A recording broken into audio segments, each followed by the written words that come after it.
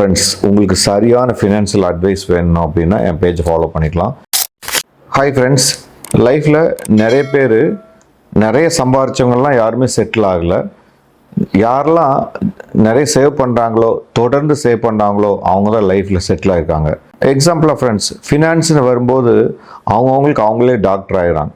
ஏன்னா நிறைய பேர் ஷார்ட் பீரியடில் பணக்கார ஆகணும், ஷார்ட் பீரியடில் பெரிய லெவலில் க்ரோத் ஆகணும்னு நினச்சிட்டு share market, share trading, gold வாங்கி வைக்கிறது, வைரம் வாங்கி வைக்கிறது, இந்த மாதிரி அவங்களுக்கு தெரிஞ்ச ஐடியா என்ன இருக்கோ அதெல்லாம் ஸ்டார்ட் பண்ணி போகிறாங்க.